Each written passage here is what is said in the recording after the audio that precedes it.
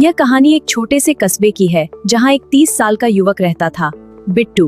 बिट्टू गरीब था, लेकिन उसके दिल में मेहनत करने की आग और इरादों में सच्चाई थी। उसके घर की हालत बहुत अच्छी नहीं थी। दिन भर मजदूरी करके वह बस इतना कमा पाता था कि घर का चूल्हा जल सके। लेकिन बिट्टू का सपना था, एक दिन मैं अपना खुद का कारोबार शुरू करूंगा। गर्मी का मौसम आने वाला था। हर तरफ लोग गर्मी की बात कर रहे थे और बाजार में कूलर की मांग बढ़ने लगी थी। अरे भाई, ये गर्मी तो जान ले रही है। हाँ, कूलर देखने चलते हैं। इसका रेट क्या है? एक दिन बिट्टू ने सोचा, अगर मैं कूलर की दुकान खोलूं तो शायद मेरा जीवन बदल सकता है। लेकिन समस्या यह थी कि उसके पास पूंजी नहीं थी। बहुत सोचने के बाद वह अपने एक परिचित के पास गया और हाथ जोड़कर बोला, भाई, मुझे कुछ पैसे उधार दे दो। मैं कूलर की दुकान खोलना चाहता हूँ। मेहनत करूंगा और पैसे लौटा दूंगा। उस व्यक्ति ने बिट्टू की आंखों में सच्चाई देखी और पैसे दे दिए। बिट्टू ने छोटी सी दुकान किराए पर ली और कुछ कूलर खरीदकर दुकान सजाई। दुकान बड़ी नहीं थी, लेकिन उसकी ईमानदारी सबसे बड़ी पूंजी थी।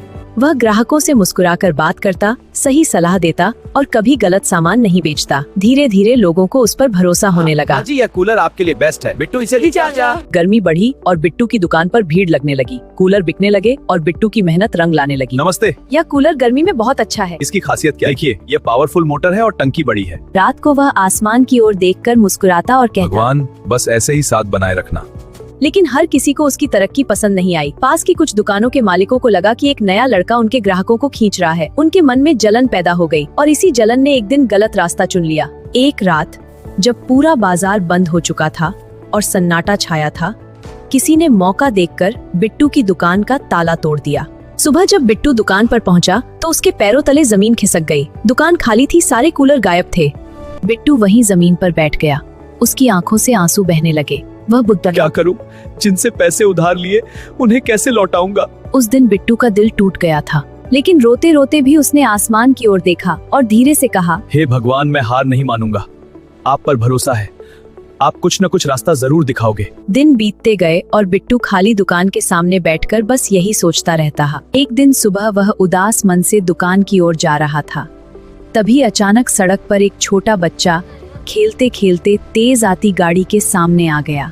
बिट्टू ने बिना सोचे समझे दौड़ लगाई और बच्चे को खींचकर गाड़ी से बचा लिया। बच्चा डर से रोने लगा, लेकिन उसकी जान बच गई। लोगों की भीड़ जमा हो गई। सब बिट्टू की बहादुरी की तारीफ करने लगे। डरो मत बेटा, अब सब ठीक है। धन्यवाद बिट्टू अंकल। कोई बात नहीं बेटा। कुछ देर बाद बच्चे का पिता दौड़ता हुआ आया। बिट्टू भाई, मेरे बेटे को बचाने के लिए धन्यवाद। उसकी आंखों में आंसू थे। वह बोला, बिट्टू, मुझे माफ कर दो। भाई, माफी क्यों मांग रहे हो? तुम्हारी दुकान से सारे कूलर मैंने ही चुराए थे। तुम्हारी तरक्की देखकर मेरे दिल में जलन आ गई थी, लेकिन आज तुमने मेरे बेटे की जान बचाकर मुझे आईना दिखा दिया। शायद अब सब ठीक हो जाएगा। बिट्टू कुछ पल चुप रहा। होती है, लेकिन उसे मान लेना सबसे बड़ी बहादुरी है। मैं तुम्हें माफ करता हूँ। मैं वादा करता हूँ कि सारे कूलर वापस कर दूंगा और नुकसान की भरपाई भी कर दूंगा। कुछ ही दिनों में दुकान फिर से सज गई, लेकिन इस बार सिर्फ कूलर नहीं, बिट्टू की दुकान में लोगों का सम्मान और भरोसा भी।